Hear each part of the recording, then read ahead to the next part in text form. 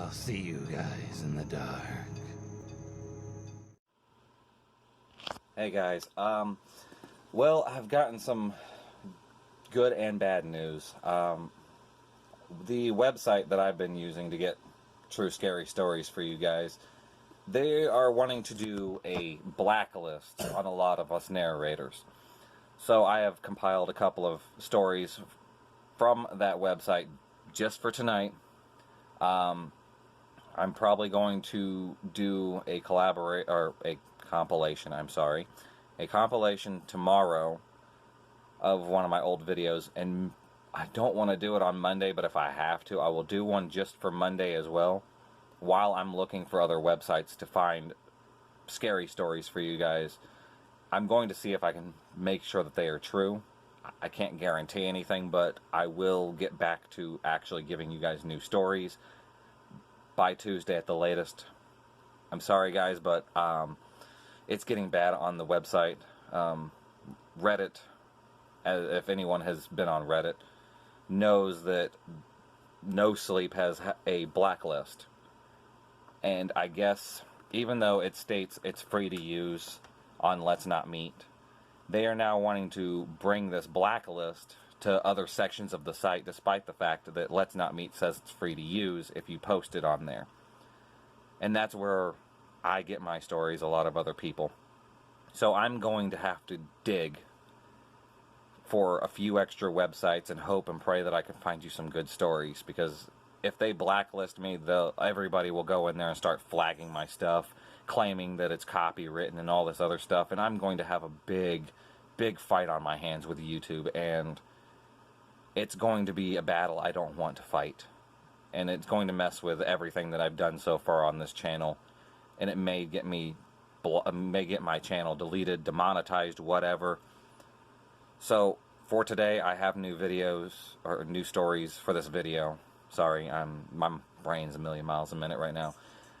And I'm going to work a little bit on the weekend while I have my daughter to try and find more websites similar to it if I can. And I'm hoping by Monday, as I said, I should have new stories, hopefully. If not, then it's just going to be one more compilation, and then I will have brand new stories as of Tuesday. I hope you guys are enjoying. Hope you enjoy this video and the stories that are involved in it, and wish me luck.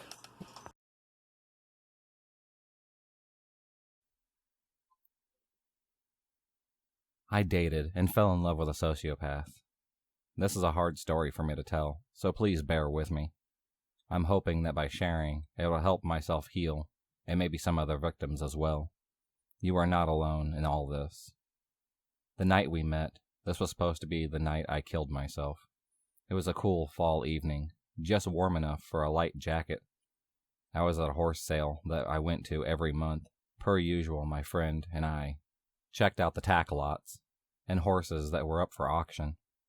Throughout the past few months, I had dealt with a lot of pain and hardships. My heart was as broken as it ever could be. All of my passion for the things that I enjoyed was gone. The girl that I once knew wasn't there anymore. I walked a long, dark road of depression, alone. I had no self-esteem anymore. I felt like I was worth nothing. I planned to end it all after the sale. I was watching horses in the outdoor ring when one caught my eye. My friend was looking for a horse, and it seemed like it might be a match for her. I slipped into the ring to talk to the owner. When he turned around and looked at me, it was like the world stopped turning. The horses around me were in slow motion. Our eyes met, and every bone in my body went cold. I asked to try the horse out, and he let me. Fast forward, my friend bought the horse. In the end, the horse didn't work out, but that's for another story and another time. The owner was supposed to deliver the horse to them the next day. I didn't catch his name. I couldn't sleep that night, but the fact was, I was still here. I had to find out who that guy was. The next day, I was out fishing on a river with my brother when my friend texted me his name, Matt. She had a written check out to him, so it all worked out. It wasn't long before I had found him on Facebook, and it wasn't long before he messaged me and asked me on a date. I'll never forget that day. I spent the next week or so house sitting for a high school friend. I invited him over for dinner towards the end of the week. I'd never been so nervous in my life. I had no idea what I was getting myself into. I made shrimp pasta and vodka sauce that night. We clicked. He ended up letting me take his truck for a spin. When we got back to the house, we were sitting in the dark, talking, when he pulled me in for our first kiss. My heart melted. I remember my eyes filling with tears because it all felt so right. I swore for so long that it was right. He stayed with me until 5 a.m.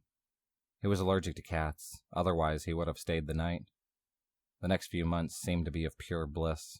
The sex was absolutely phenomenal. The money he blew on me, spoiling me, was crazy.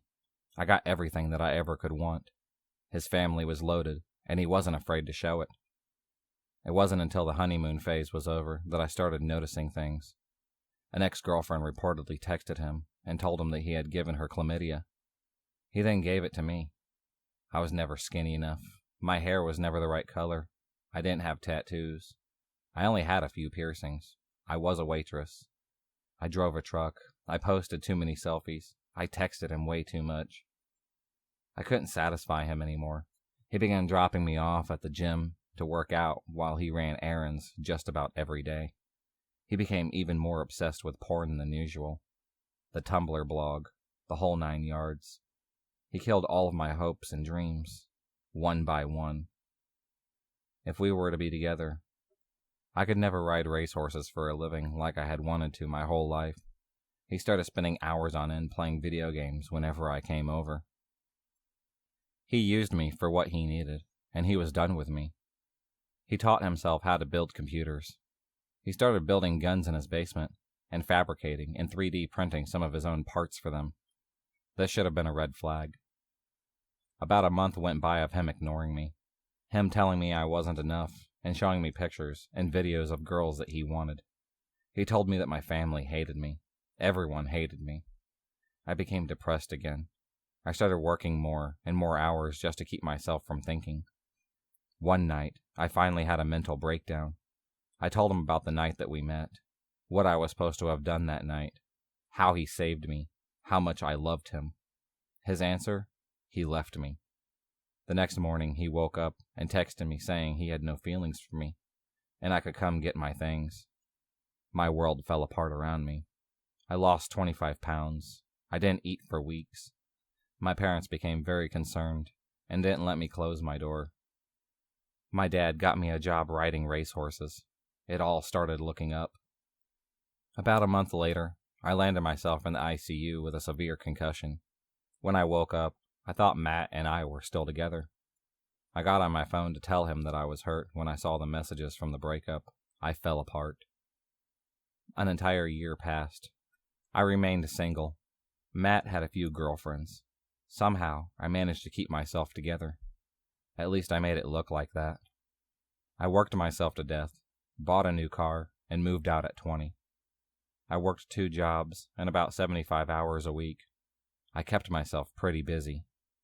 I had my own Adderall/alcohol and weed cocktail that kept myself afloat. I'll be the first to admit that drinking did start to get out of hand. I was at my parents' visiting when I got a friend request from Matt on Facebook. I must have refreshed the page 10 times. I couldn't believe what I was seeing. Despite my better interest, I accepted it. He messaged me a little while later. He had made it through the police department and was now a county sheriff. He gave me a pretty lame apology, but I accepted it. I knew in my heart I wasn't over him, not one bit. He took me to dinner that night and spent the night at my apartment. He actually made some good points about why he ended it with me. I started to forgive him. I shed a lot of tears that night. We started hanging out like old times again, but the same problems started to rise.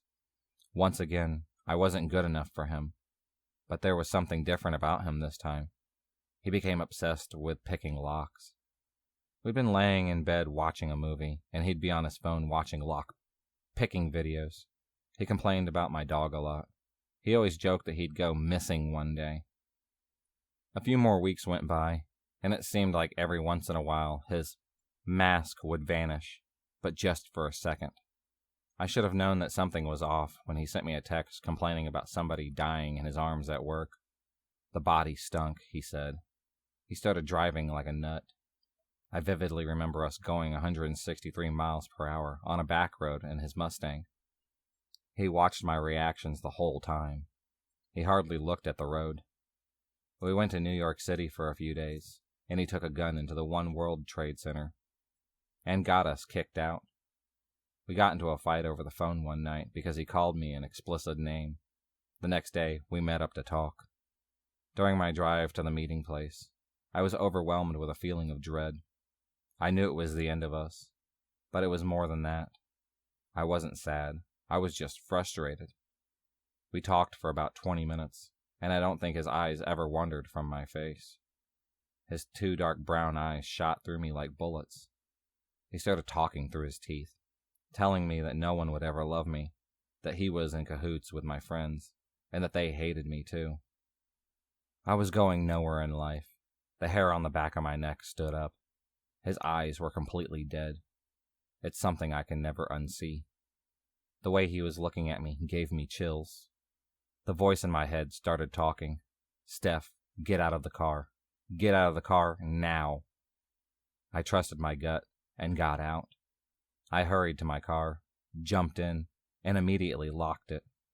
I saw him staring at me in the rearview mirror. I drove straight to my parents' house, bawling. They were very terrified. The next day, my boss told me that Matt had apparently been driving back and forth past my work, going outrageous speeds, almost like he was showing off. But the fact was, he lived almost an hour from there and had no reason to be there. I reported him to his precinct, who said they would take care of it. I didn't hear from Matt for a very long time. I started to move on and feel like I was myself again. Finally. I started dating my current boyfriend. For the record, he is the best and most loving man I've ever met in my life. Matt drunk texted me one night. I told him to leave me alone. I had since moved an hour away since we broke up. I had started to feel safe again. Tonight my boyfriend was on his way over when he called to tell me that somebody had been tailgating him for 30 minutes. It was Matt. He made it almost to my house before he finally turned off. So in the morning, I'm going to call the precinct again, and I'm going to let them know what Matt has done. In the meantime, I'm hoping that they take care of it once and for all, and I never have to see Matt ever again.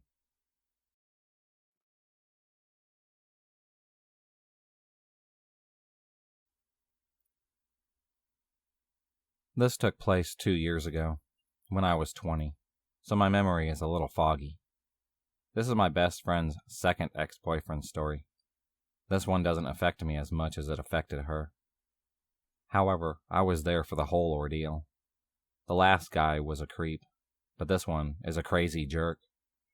You see, my friend has a type. Despite her being this beautiful, cheerful girl, she loves to find guys that want her to do everything for them. They want her to pay for everything and do everything for them, periodically paying for groceries to make it even. Now, I have no issue with her dating a guy down on his luck, working hard to get on his feet. We've almost all been there. It's fine.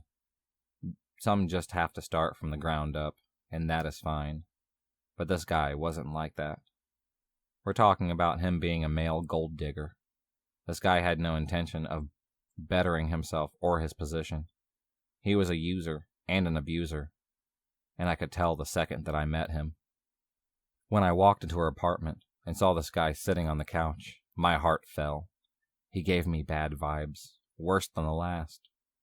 I'm not going to describe him, because quite honestly, his looks have nothing to do with how terrible of a human being he was. I didn't like him, but I played nice because I wanted to give him the benefit of a doubt. I thought, maybe I'm being too judgmental. It's not fair of me to judge him when we've just met. Well, turns out my gut was right. Fast forward a few months, and I had to move 8 hours away to a new school for university. My friend, Emmy, and her family went to a nearby city, a 2-hour drive away from me, to visit her sister, so I met them there and stayed the night. We met up and went to lunch. And while there, she started to tell me about the jerk she was dating. I had known that he moved in with her and would borrow her car. He actually had it while she was out of town, as she had driven with her parents. So that was no surprise to me. What was a surprise was she actually wanted to dump him.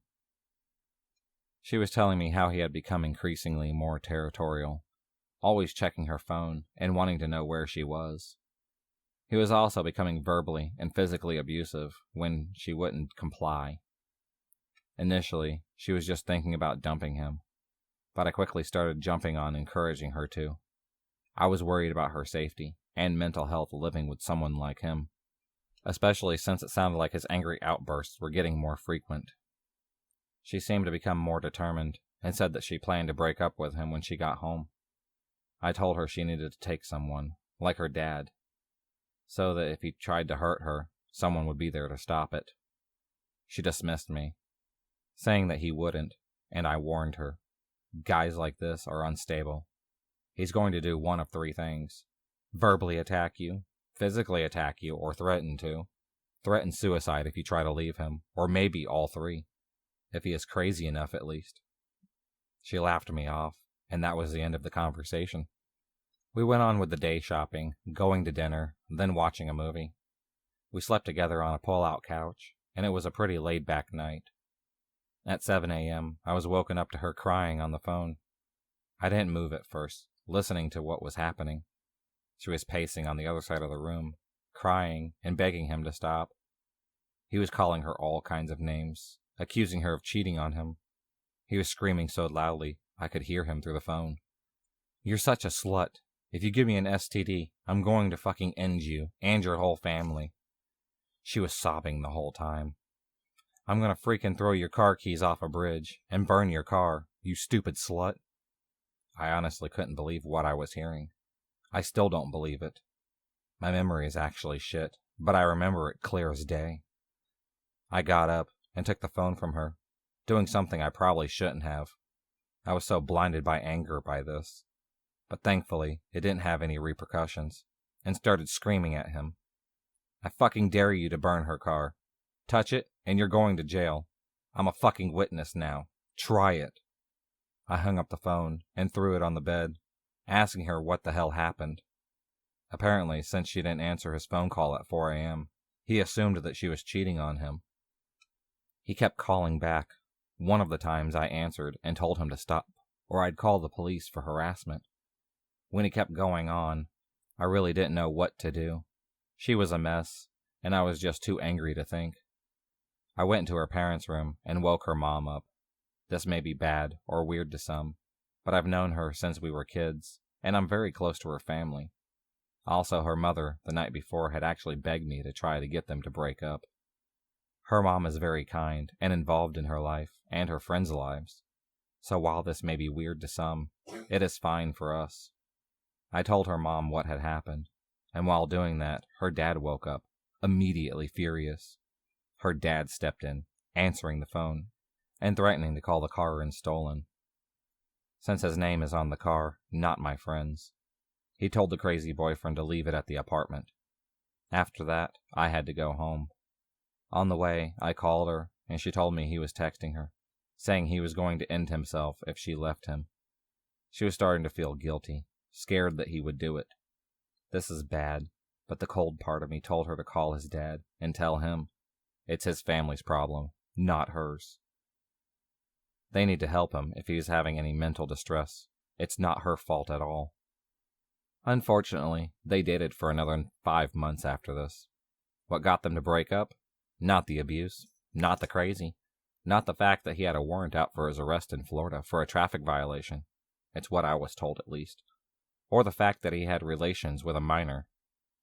Not the fact that he had a crazy ex-girlfriend who went to my friend's city, threatening to find her and fight her for him.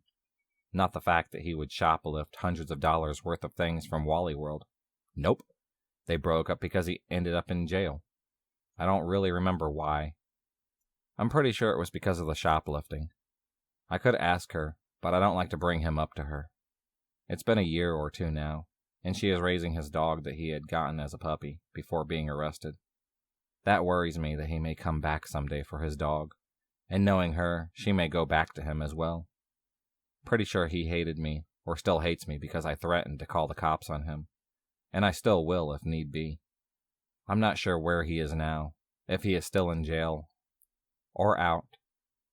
Not even sure what state he is in now. No matter where he is, I hope he stays the hell away from my friend. Crazy jerk. I hope that we never meet ever again. If you enjoyed this video, please subscribe, like, and hit the bell for notifications on future videos, and become a stalker of the night. And I'll see you next time.